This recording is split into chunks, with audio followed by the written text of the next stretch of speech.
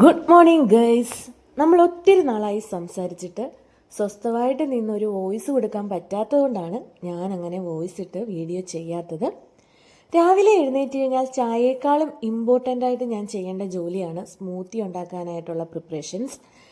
നമ്മൾ പാലിലല്ല സ്മൂത്തി ഉണ്ടാക്കുന്നത്, അതുകൊണ്ട് വെള്ളം തിളപ്പിച്ചിട്ട് അതിലേക്ക് ഏത്തക്കയൊക്കെ അരിഞ്ഞിടുന്നു.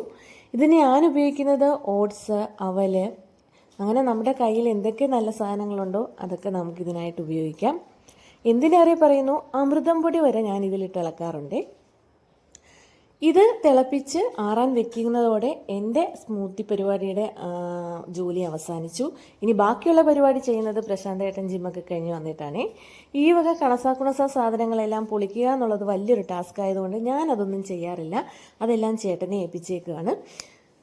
ഇനിയാണ് എൻ്റെ ശരിക്കുമുള്ള പണി ആരംഭിക്കുന്നത്. ഇന്ന് എനിക്ക് സ്കൂളില്ലായെങ്കിലും രാവിലെ തന്നെ എഴുന്നേറ്റ് ഞാൻ ജോലിയെല്ലാം ഒതുക്കും. ഇന്ന് ചേട്ടന് ഫുഡ് കൊടുത്തു വിടും.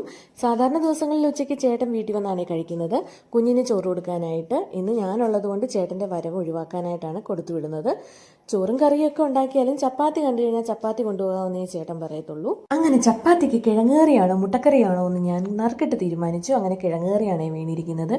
ഭംഗിക്ക് ഒരു ക്യാരറ്റും കൂടി ഇടുന്നുണ്ടേ. ഇവിടെ ഉള്ളവർക്ക് 3 നേരവും ചപ്പാത്തി കൊടുത്തു കഴിഞ്ഞാൽ അത്രയും സന്തോഷമേ. ചോറ് അതുകൊണ്ട് ഇവിടെ ഒന്നിരാടെ വെക്കാറുള്ളൂ. ഏതായാലും എനിക്ക് ചോറ് തന്നെയാണ് ഇഷ്ടമെന്നുള്ളത് നാട്ടിപ്പാട്ടാണേ.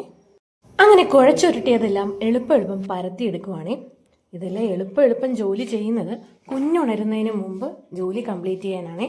നന്ദൂട്ടനും ഉണ്ണിക്കുട്ടനും ഇതുവരെ എഴുന്നേറ്റിട്ടില്ല, രണ്ടുപേരും നല്ല ഉറക്കമാണ്.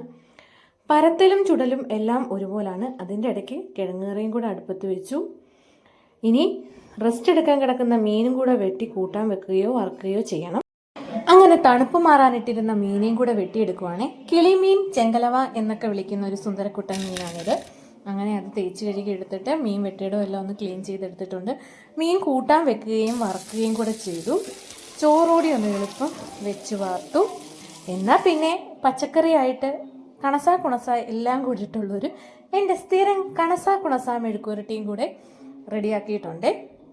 ഇതെല്ലാം ചെയ്ത് ചോറെടുക്കാൻ ഭാവിച്ചപ്പോഴാണ് ഈ ചേട്ടൻ പറയുന്നത് ചപ്പാത്തി മതിയെന്ന്. ഞാനിത് പ്രതീക്ഷിച്ചതാണല്ലോ, അതുകൊണ്ട് ഞാൻ അതുകൂടെ കണക്കാക്കിയുള്ള ചപ്പാത്തിയാണ് ഉണ്ടാക്കിയിരിക്കുന്നത്.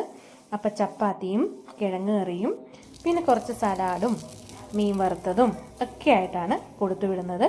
അങ്ങനെ അതെല്ലാം എടുത്തു. എൻ്റെ ജോലികളും തീർന്നിട്ടുണ്ട്. അപ്പോൾ പുതിയ വിശേഷമായി വീണ്ടും കാണാം. Okay, by.